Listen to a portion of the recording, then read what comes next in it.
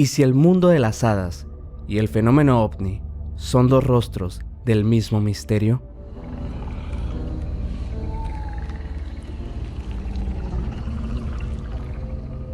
En siglos pasados, distintas culturas hablaron de goblins, duendes, hadas y pequeños seres que aparecían en los bosques, caminos solitarios, minas abandonadas y casas rurales. No siempre eran criaturas malignas.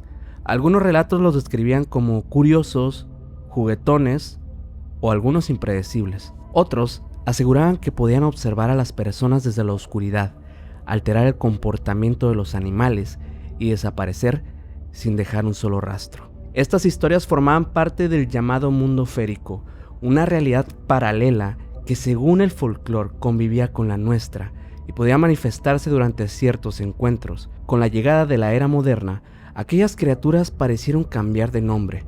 Los antiguos habitantes de las colonias comenzaron a relacionarse con luces en el cielo, objetos desconocidos y encuentros cercanos. Investigadores como Jacques Vallée plantearon que el fenómeno ovni quizá no provenía únicamente de otros planetas, sino de una realidad muchísimo más cercana y mucho más extraña. En 1955, una familia de Kentucky afirmó haber quedado rodeada durante horas por pequeños seres de ojos brillantes. Y esta es la historia de los goblins de Hopkinsville. Y esta historia ocurrió exactamente el domingo 21 de agosto de 1955 en una pequeña granja situada en las afueras de Kelly, Kentucky. Hopkinsville era la ciudad más cercana y el lugar donde la familia buscaría ayuda horas después. Por esa razón el episodio terminaría siendo conocido como el encuentro de Kelly Hopkinsville. Y esta propiedad donde ocurrieron los hechos se encontraba en una zona rural en el condado de Christian, rodeada de sembradíos, árboles y terrenos conectados por caminos oscuros. Durante el día, la región estaba dominada completamente por las labores agrícolas, y por la noche, el aislamiento era casi completo. Las viviendas vecinas se encontraban lo bastante lejos para que cualquier emergencia exigiera recorrer varios kilómetros. La casa donde sucedieron los hechos pertenecía a Glennie Langford, una mujer viuda que vivía ahí con 3 de sus hijos menores. Era una construcción muy modesta, de estas que son de madera, originalmente levantada para trabajadores del campo. Tenía un techo de lámina acanalada, pocas habitaciones y una estancia que funcionaba al mismo tiempo como cocina y comedor. Y el lugar también tenía una especie de espacio de reunión. Había electricidad, pero no agua corriente ni línea telefónica. El agua tenía que extraerse directamente de un pozo que estaba situado afuera de la vivienda, mediante una bomba que era manual, de estas que tendrías que tú, con tu propia mano, salir y acudir hasta el pozo. La ausencia del teléfono tendría una consecuencia decisiva. Cuando comenzó el encuentro, nadie pudo comunicarse directamente con la policía. Para pedir ayuda, todos tendrían que abandonar la propiedad y llegar personalmente hasta Hopkinsville. Aquel domingo había sido especialmente caluroso. La familia había pasado el día reunida, había comido y se preparaba para terminar con el fin de semana muy tranquilo. Dentro de la casa había conversación, una partida de cartas y niños intentando encontrar un lugar para dormir. La oscuridad cubría los sembradíos, la cañada y los árboles situados detrás de la propiedad. Desde el interior apenas podía distinguirse lo que ocurría más allá del alcance de las lámparas. La casa parecía un refugio seguro en medio del campo, pero horas después, sus habitantes descubrirían que la madera, las mallas de las ventanas y el techo de lámina ofrecían muy poca protección, y sobre todo frente a algo capaz de acercarse desde cualquier dirección. Dentro de la pequeña casa había exactamente 11 personas. La mayor era Glennie Langford. Con ella vivían sus hijos menores, Lonnie, Charlton y Mary, de aproximadamente 2, 10 y 7 años. También se encontraba su hijo adulto, J.C. Sutton, quien ayudaba a trabajar en la granja, acompañado por su esposa, Eileen. Y otro de sus hijos era Elmer Sutton, conocido por todos como Lucky, quien había regresado para pasar el fin de semana con la familia junto con su esposa Vera. Lucky trabajaba en un carnaval de esos que van y vienen temporalmente, y de hecho, por aquellos días se encontraba muy cerca de donde se localizaban sus familiares. Su labor consistía en montar, desmontar, trasladar y mantener las instalaciones. Con él habían llegado sus amigos Billy Ray Taylor y June Taylor, quienes trabajaban en el mismo lugar. June tenía alrededor de 18 o 19 años. Billy Ray era conocido por bromear y contar historias. un rasgo que explicaría la reacción de los demás cuando regresó alterado desde el pozo, asegurando que había visto algo que estaba descendiendo detrás de los árboles. La persona restante era O.P. Baker, hermano de Eileen y trabajador agrícola de la región. Con él completábamos este grupo: Glennie, 7 adultos jóvenes y 3 niños. La distribución de los presentes sería muy importante durante la construcción posterior porque nadie contempló todos los acontecimientos desde una misma posición. Algunos permanecieron junto a las puertas con armas, otros protegieron a los niños, varios observaron por las ventanas. Billy Ray sería el único que afirmaría haber visto el objeto en el cielo. Loki lo acompañaría durante la primera observación de una de las criaturas. Glennie vería seres cerca de la casa y frente a la ventana. Los hombres armados los observarían en el techo, los árboles y la cerca. O.P. Baker describiría una figura sujetándose a la pared, mientras Lonnie alcanzaría a mirar una desde la habitación. La reunión no había sido organizada para observar el cielo ni para hablar de platillos voladores. Dentro de la casa no había ningún investigador, tampoco había fotógrafos ni periodistas, sino 11 personas que solamente esperaban terminar una noche común en una granja muy aislada. Pero yéndonos directamente a la noche, al principio Billy Ray Taylor salió a buscar agua, tomó un recipiente y caminó hasta el pozo. Mientras accionaba la bomba manual, percibió algo sobre él y levantó la mirada, y es ahí cuando vio un objeto luminoso que avanzaba por el cielo a una velocidad espectacular. Billy Ray lo describió como una estructura que era como ovalada, plateada y muy brillante, y detrás parecía extenderse una especie de estela de colores semejante a los tonos de un arcoíris o unas pequeñas chispas. El objeto redujo su altura y se dirigió hacia la parte posterior de la propiedad. Billy Ray lo vio desaparecer detrás de una línea de árboles en dirección a una cañada. La vegetación le impidió comprobar si había tocado el suelo.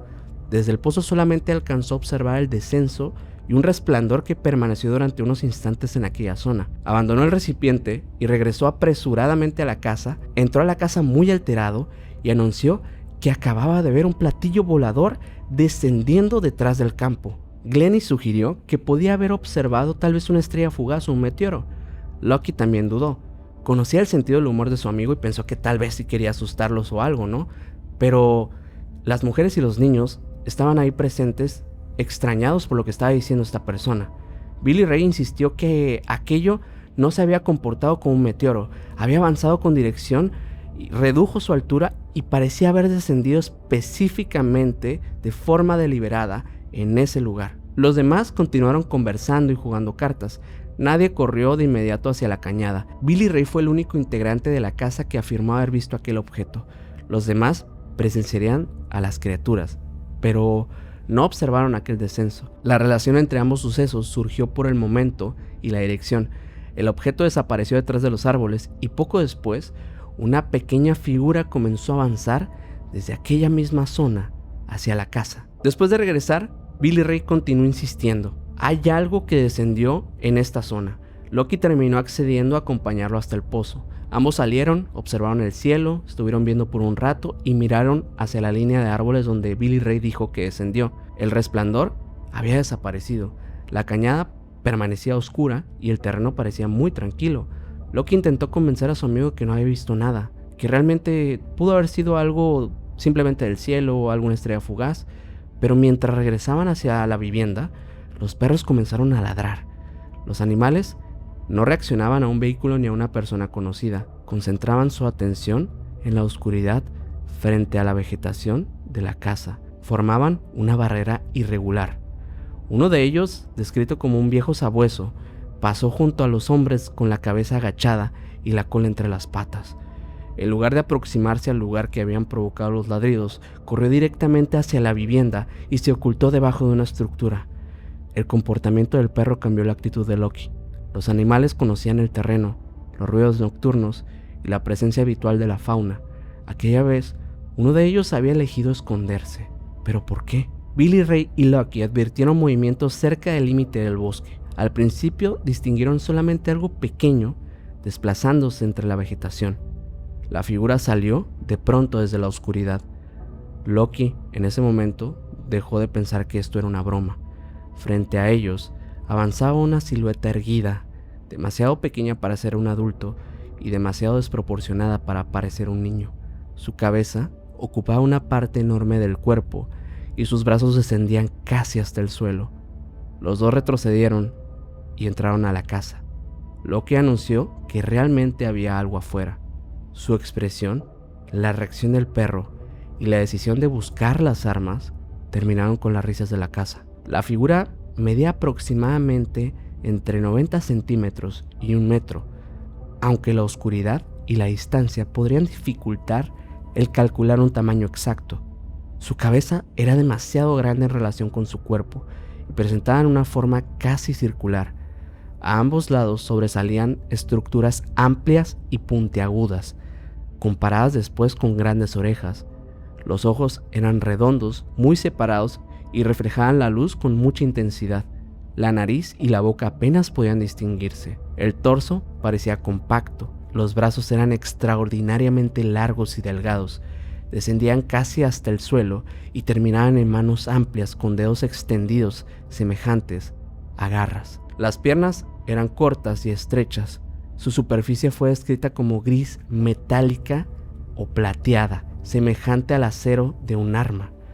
Bajo ciertas condiciones reflejaba un brillo que algunos percibieron como algo verdoso, pero los testigos insistieron que su color principal era gris. La criatura avanzaba con los brazos levantados o extendidos hacia los lados. La posición no parecía cómoda ni natural. Las manos permanecían visibles mientras el ser se acercaba a la vivienda. Su desplazamiento resultaba todavía más desconcertante. Loki y Billy Ray no distinguieron una secuencia firme de pasos.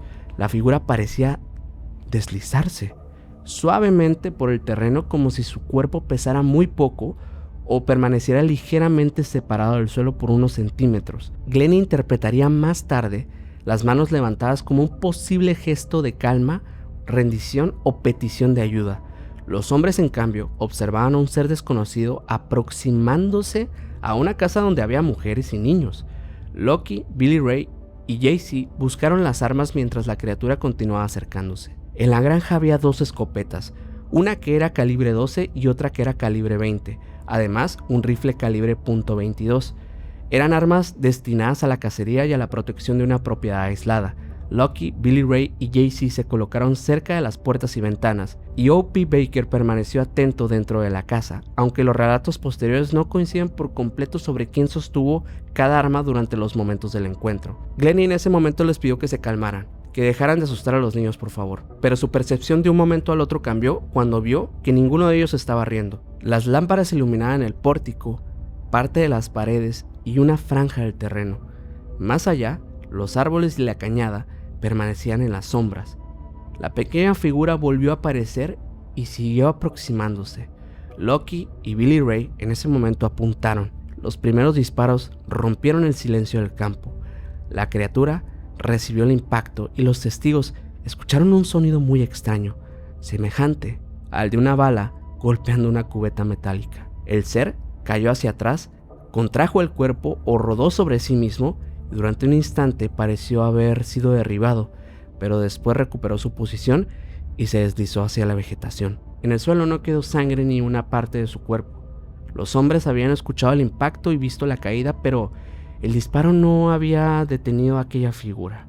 La granja contaba con armas suficientes incluso para enfrentar animales o personas que se quisieran meter. Frente a aquellas criaturas, su eficacia parecía demasiado limitada o prácticamente nula. Glennie todavía intentaba comprender qué habían observado los hombres. Se encontraban cerca de la parte posterior de la casa cuando preguntó a Billy Ray qué estaba ocurriendo. Billy Ray contestó que no sabía qué era aquello, pero que esperaba que ella nunca tuviera que verlo. Mientras permanecían junto a una puerta, una figura apareció cerca de la esquina de la vivienda. Estaba lo bastante cerca para que Glenn distinguiera su baja estatura, la enorme cabeza y los grandes ojos. Ella gritó y cayó al suelo. Los demás acudieron a ayudarla y cuando consiguió hablar confirmó que también había visto a una de aquellas criaturas. Glennie no tenía un interés previo por platillos voladores. Era una mujer sumamente religiosa, dedicada a su familia y conocida incluso dentro de la comunidad. Su primera interpretación estuvo relacionada con el lenguaje espiritual y folclórico que conocía. Pensó en algo semejante a lo que se decía como un duende, un goblin o tal vez una criatura vinculada a fuerzas desconocidas. A pesar del miedo, observó un detalle que los hombres parecían ignorar. Los seres se aproximaban con las manos levantadas, no llevaban armas visibles y no respondían al fuego. Glennie comenzó a considerar que podrían estar perdidos, heridos o simplemente interesados en la casa, pero aún así no aseguraba conocer sus intenciones. Solamente veía que los humanos estaban disparando y las criaturas seguían acercándose sin devolver el ataque. Y Loki en cambio pensaba otra cosa. Dentro se encontraba su madre, su esposa y sus hermanos menores. Permitir que aquellos seres alcanzaran una puerta o una ventana le parecía un riesgo que era imposible de aceptar. Esa diferencia marcaría el resto de la noche. Glennie temía a las criaturas pero observaba su comportamiento. Los hombres directamente los consideraban una amenaza y reaccionaban cada vez que aparecían. Y bueno, más adelante de la noche, después de los primeros disparos, la familia empezó a concentrarse dentro de la casa. Las mujeres llevaron a los niños hacia una de las habitaciones y algunos se ocultaron debajo de una cama. Las paredes eran de madera, las ventanas tenían mallas y el techo era de lámina.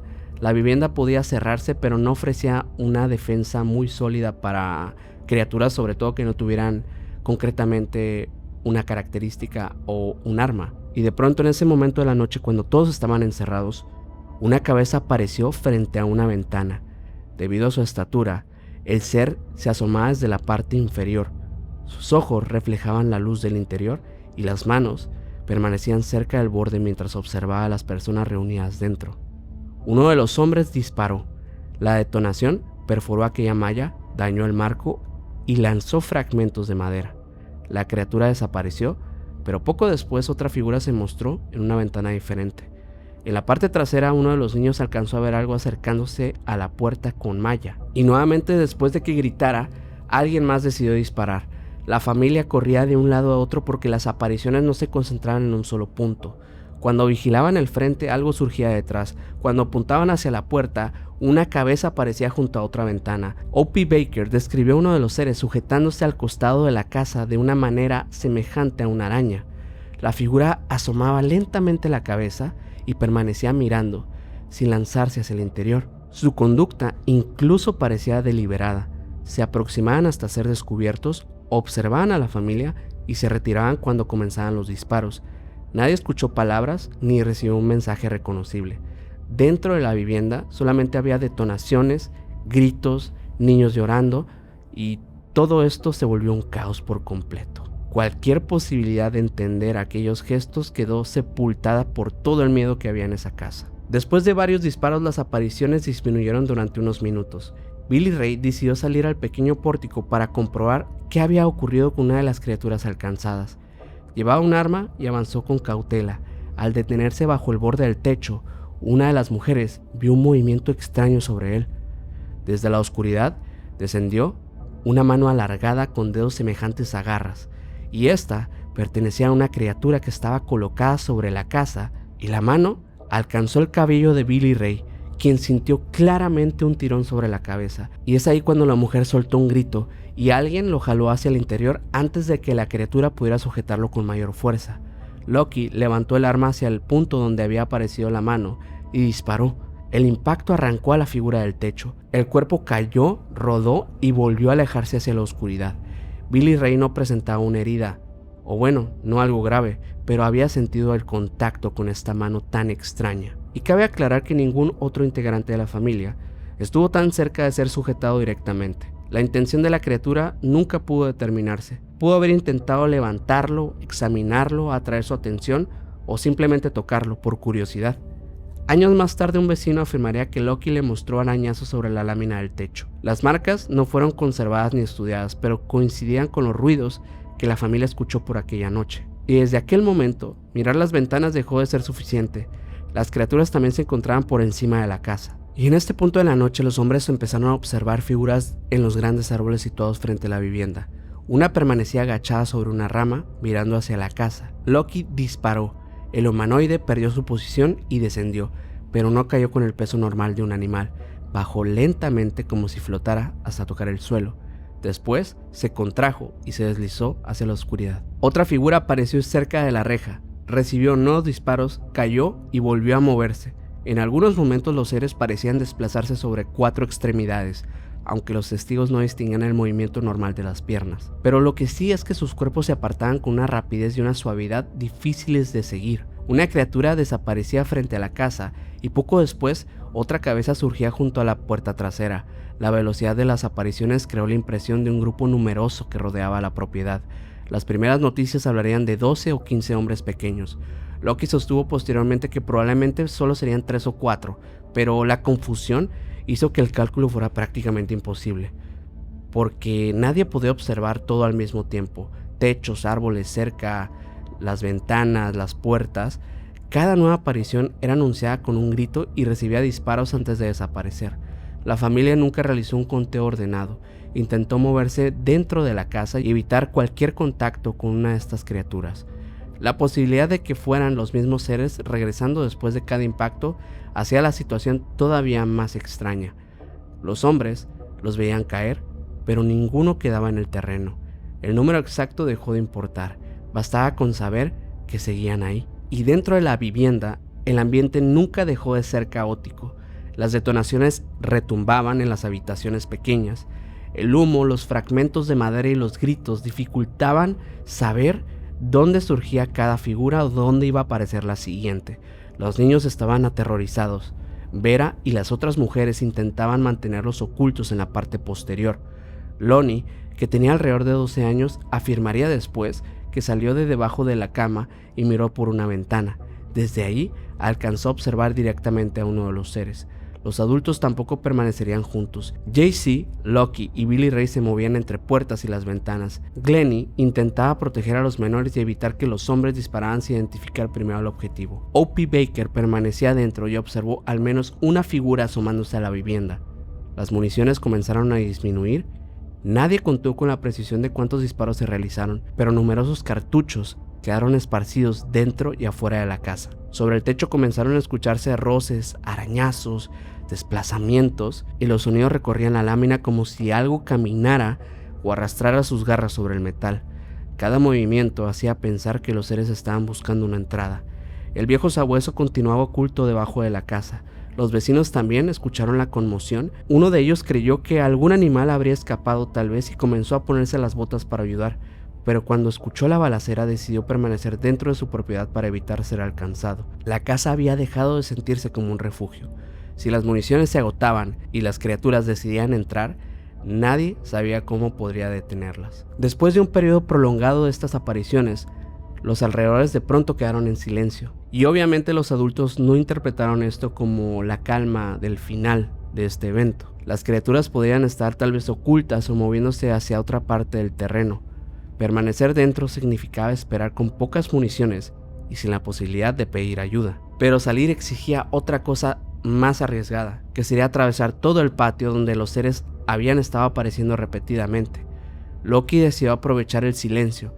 Las mujeres reunieron a los niños y los hombres vigilaron las puertas del terreno. Cuando consideraron que el camino estaba despejado, las 11 personas salieron y corrieron hacia los 2 automóviles. La carrera fue desesperada, los niños lloraban, los adultos estaban agotados y nadie sabía si una figura aparecería entre la casa y los vehículos. Los motores arrancaron y la familia tomó el camino hacia Hopkinsville, situada aproximadamente a unos 11 kilómetros por carretera. Y cabe aclarar que en 1955 los caminos rurales de la zona carecían de una iluminación continua. Los automóviles avanzaban entre campos oscuros mientras los ocupantes intentaban explicar lo ocurrido. Al llegar a la estación de policía, frenaron bruscamente los autos. Los niños bajaron y entraron hablando al mismo tiempo. El oficial que estaba de guardia creyó primero que denunciaban un ataque realizado por hombres armados. Loki y Billy Ray intentaron explicarle que los intrusos eran pequeños, tenían ojos enormes y seguían moviéndose después de recibir disparos. La historia obviamente resultaba muy difícil de aceptar para el policía. El estado de la familia era imposible de ignorar. 11 personas habían abandonado una vivienda rural cerca de la medianoche. Habían llevado consigo a 3 niños para pedir protección contra algo que no podían nombrar. El oficial de guardia avisó al jefe de policía de Hopkinsville, Russell Greenwell, y en ese momento Greenwell ordena a la familia que permanezca en la estación y comenzó a reunir al personal.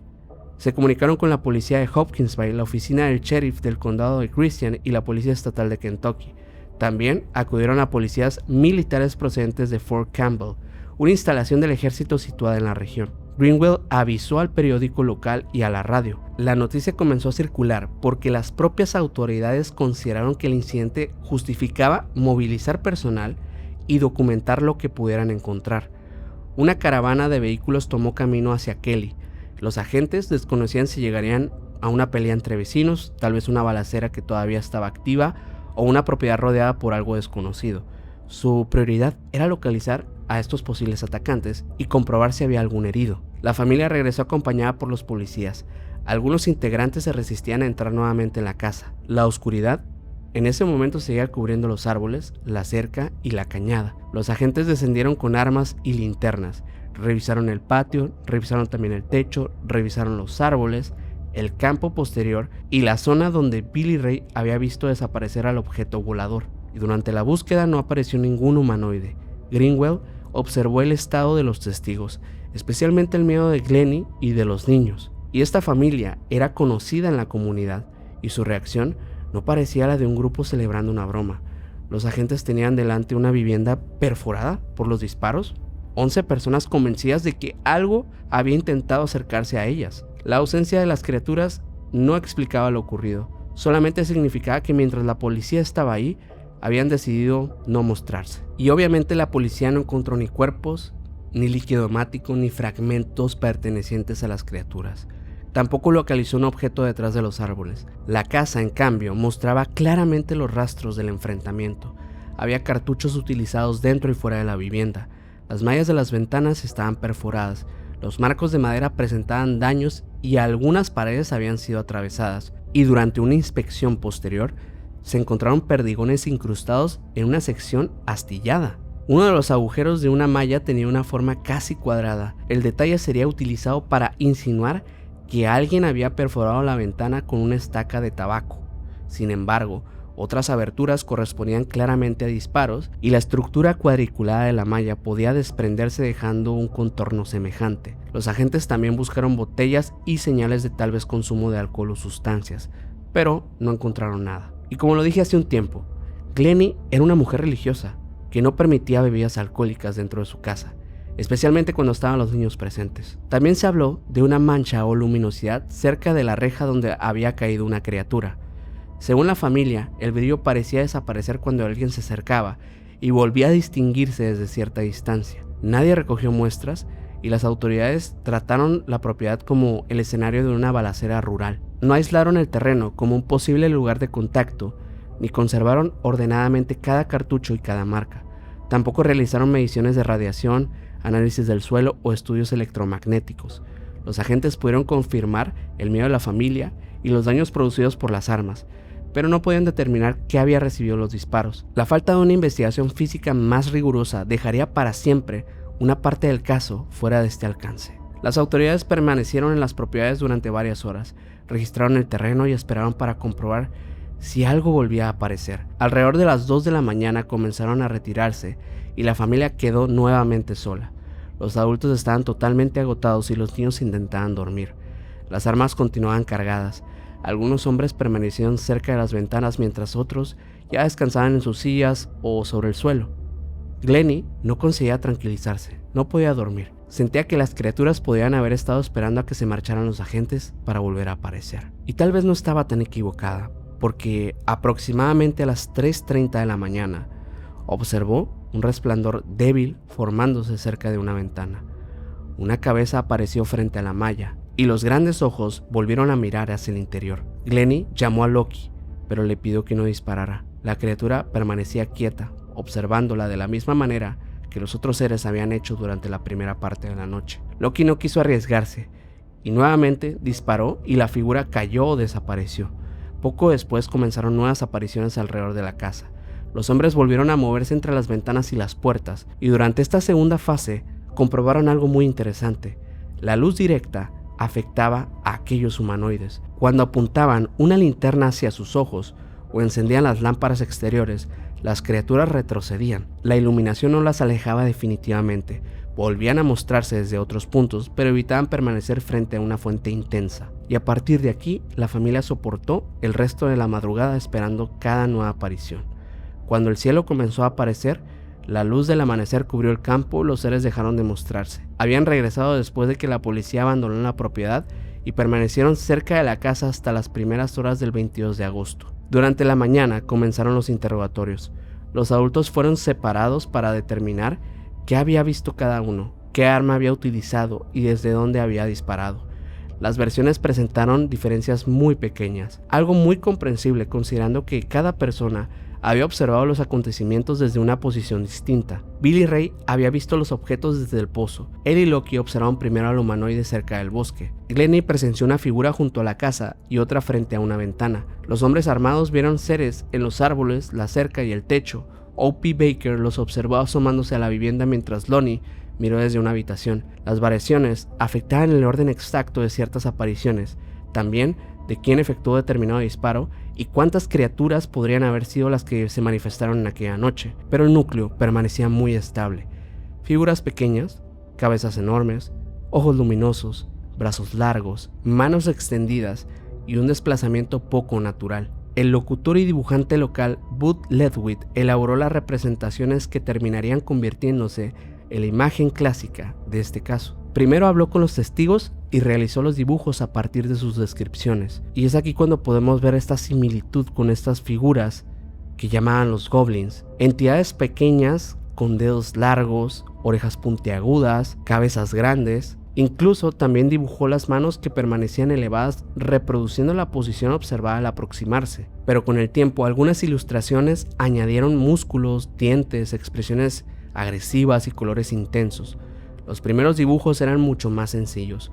Mostraban criaturas que eran silenciosas, grises y difíciles de comparar con un ser humano o con un animal conocido. La consistencia con los rasgos permitió que el caso sobreviviera a pesar de que varios integrantes de la familia dejaran de hablar públicamente. Y es aquí cuando entra el tema mediático de este caso, porque el Kentucky New Era publicó la historia el 22 de agosto de 1955 con un titular que hablaba de una nave y 12 pequeños hombres. La noticia fue reproducida rápidamente por periódicos y estaciones de radio. La cifra de 12 o 15 criaturas resultaba mucho más impactante que la posibilidad de 3 o 4 seres apareciendo repentinamente en distintos puntos. La noche comenzó a presentarse como una batalla contra un pequeño ejército extraterrestre. El color también cambió. Los testigos hablaban de cuerpos grises o metálicos, pero un reportero decidió introducir la expresión Little Green Men, que sería básicamente los pequeños hombres verdes. La frase era muy llamativa, fácil de recordar y podía relacionarse con el nombre de Kelly y el tono conocido como Kelly Green. Esta denominación terminó acoplándose al caso. La familia dejó de ser presentada como un grupo de personas que había observado figuras grises, silenciosas y luminosas, que incluso podríamos comparar, como lo dijimos al inicio, con entidades esféricas, con entidades de otro tipo de leyendas. La prensa lo convirtió en el clan rural que había disparado contra marcianos verdes. Y de hecho el trabajo de Loki y Billy Ray en un carnaval proporcionó otro elemento para ridiculizarlos. Se insinuó que poseían una experiencia suficiente para preparar una escena o inventar un espectáculo. Sin embargo, la prensa llegó a la propiedad porque había sido informada por las autoridades. La familia había acudido primero a la policía, no a un periódico. Los reporteros querían fotografías de una nave o de las criaturas, pero como no existían, empezaron a fotografiar a los testigos, los daños de la casa, todas esas cuestiones que podrían ser como prácticamente la escena del encuentro. Incluso algunos hicieron bromas frente a ellos. Loki comprendió que cada nueva declaración podía convertirse en una caricatura y pidió a los demás que dejaran de hablar del tema. Ya era demasiado tarde. La historia circulaba por todo Estados Unidos y la expresión hombrecitos verdes formaba parte de la cultura popular. Y durante los días siguientes, cientos de personas llegaron a la granja. Automóviles procedentes de otras poblaciones llenaban los caminos. Algunos visitantes recorrían el campo buscando tal vez huellas, mientras otros permanecían durante la noche esperando que tal vez apareciera una criatura. Hubo personas que instalaron tiendas o entraron a la propiedad sin ningún permiso. Varias tomaron objetos como recuerdos y el tránsito destruyó los cultivos y borró cualquier rastro que hubiera pasado inadvertido durante la primera inspección. Y conforme empezó a pasar más el tiempo, fuera de la propiedad comenzaron a vender alimentos, a ofrecer servicios alrededor del terreno.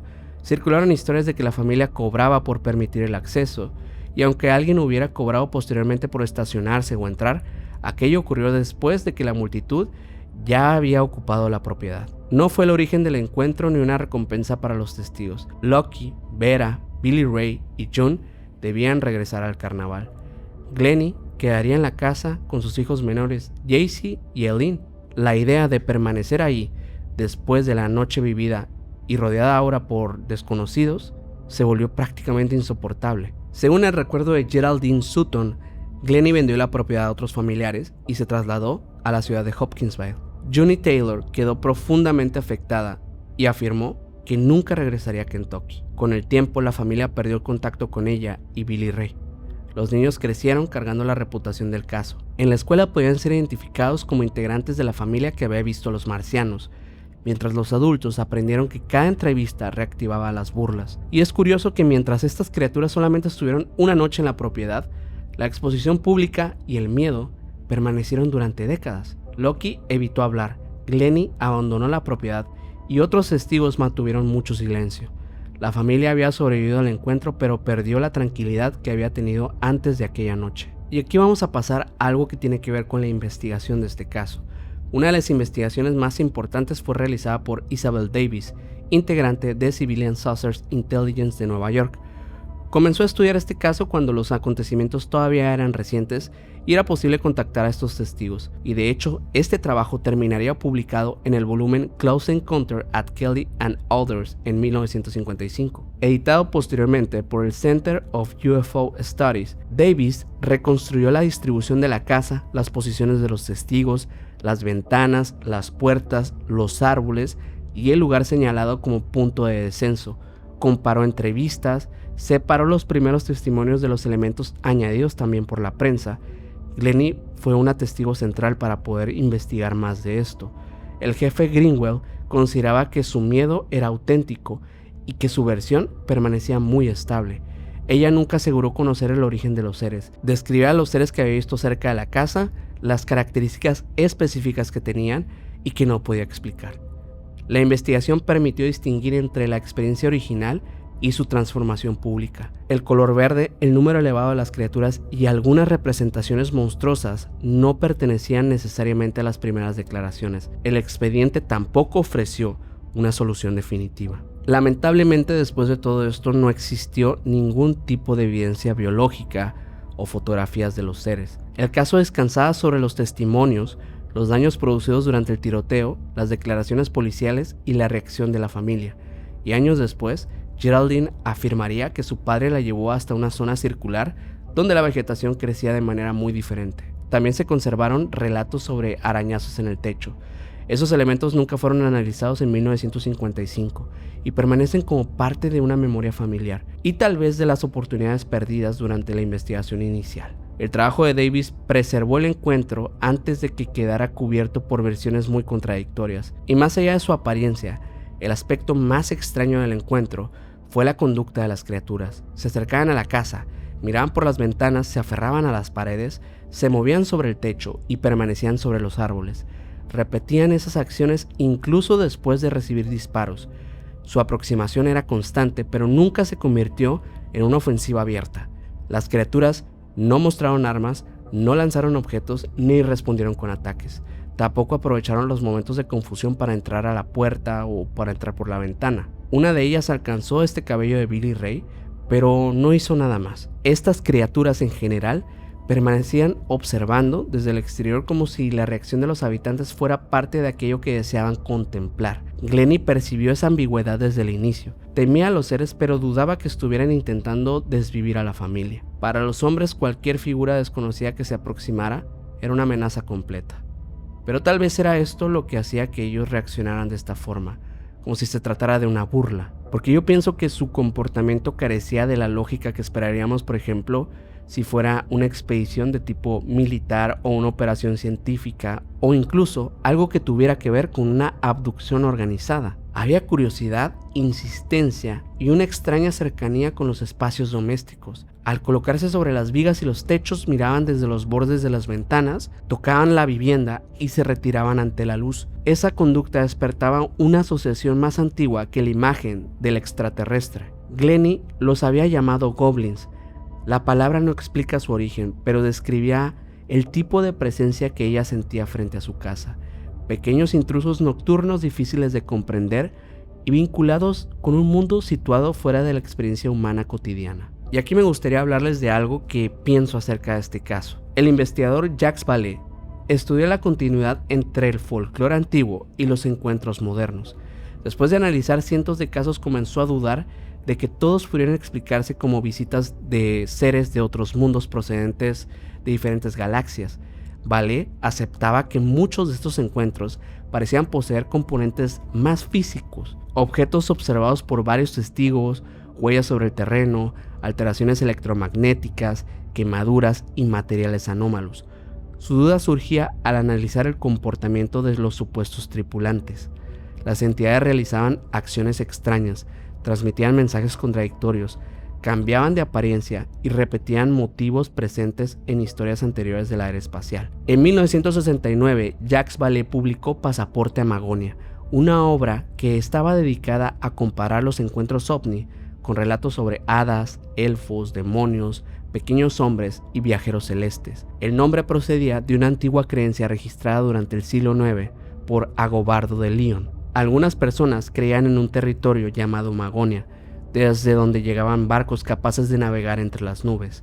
Vallée recuperó esa historia porque mostraba que la humanidad había hablado de naves y visitantes del cielo muchos siglos antes de imaginar viajes interplanetarios. Su propuesta no afirmaba que las hadas fueran extraterrestres ni que los ovnis fueran transportes de goblins. Planteaba que ambas tradiciones podían surgir de un mismo fenómeno interpretado mediante el lenguaje y las creencias de cada época. Una persona medieval podía hablar de barcos procedentes de Magonia.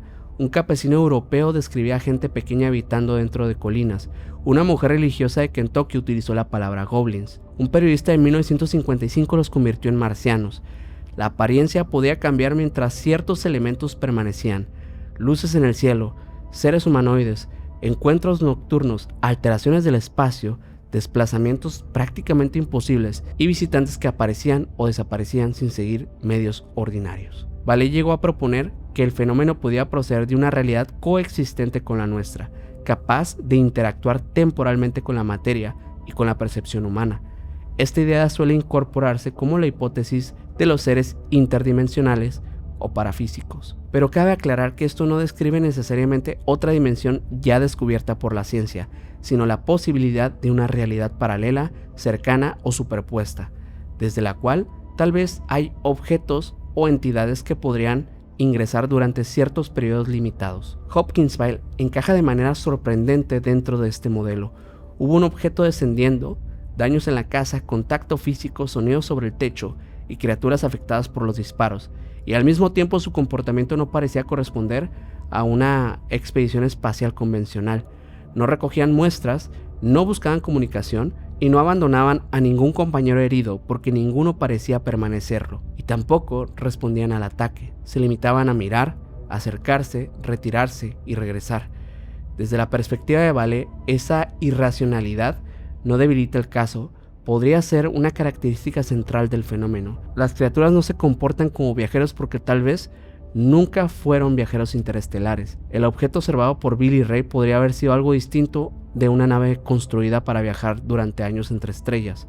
Quizá era la forma visible mediante la cual la presencia ingresaba temporalmente en nuestro entorno. La superficie metálica de los seres, su poco peso y su resistencia podrían indicar cuerpos artificiales, formas temporales o entidades que solamente coincidían parcialmente con las condiciones físicas de nuestro mundo. Lamentablemente la evidencia conservada no permite demostrar nada de esto. La hipótesis interdimensional permanece solamente como eso, como una hipótesis. Tal vez la familia de Kelly no encontró visitantes llegados desde un planeta lejano. Tal vez se enfrentó a una inteligencia que había permanecido cerca de la humanidad durante siglos, apareciendo bajo diferentes nombres, adaptaciones, formas de que cada generación podría reconocerlos, y en las antiguas aldeas fueron goblins, elfos y habitantes de las colinas, pero en 1955 se convirtieron en los hombres asociados con un objeto luminoso. Y después de todo esto te pregunto, ¿y si el mundo de las hadas y el fenómeno ovni son dos rostros del mismo misterio? Y bueno, con esto hemos llegado al final de este episodio. La verdad es que este encuentro en lo personal, es uno de mis encuentros favoritos dentro de la ufología. Y digo porque no sé si catalogarlo concretamente en la ufología. Para mí, hay muchísimas teorías que podría mencionar en relación a este caso. Una de las cuales, de hecho, podría mencionar que este platillo volador también podría ser una coincidencia con la apertura de un portal que permitió el acceso de estos seres. Pero otra también podría ser la hipótesis de que estos seres realmente son lo que hemos estado diciendo durante todo el episodio. Seres procedentes de una nave espacial, seres extraterrestres. Tal vez, y más allá de que no existan las pruebas suficientes para corroborar que esta historia sea 100% real, yo creo que es una historia que tiene demasiado sentido. Tantos testigos, tantas personas y tantos ojos que estuvieron atentos a este fenómeno y pensar que puede ser falso todavía. ¿Qué pudo haber ganado esa familia de 1955 cuando ni siquiera se sabía que podrías tal vez ganarte la vida con este tipo de cosas en aquellos años? Yo te agradezco muchísimo por haber llegado hasta el final de este episodio y te invito a que me digas tu opinión acerca de este caso, que la verdad es muy intrigante. Espero estarte leyendo aquí en los comentarios y como siempre te estaré comentando, te estaré contestando. Igual me gustaría saber de qué otros temas te gustaría que estemos platicando próximamente en el canal, porque tenemos unos casos que vienen que están asombrosos. Muchísimas gracias, pero bueno, antes de que te vayas te invito a que te suscribas a este canal de YouTube para que sigas recibiendo notificaciones del contenido que estaremos sacando en este canal, que no solamente será de ufología, sino de otros fenómenos extraños ligados a estas cuestiones, como lo vimos en este episodio. Y también, si estás escuchándome por Spotify, te invito a que me sigas por allá, y en la plataforma de YouTube me ayudaría muchísimo que me puedas dejar tu hype para que este video llegue a muchísimas más personas. Con esto terminamos el episodio. Yo soy Minor Cordón y nos vemos en un próximo episodio.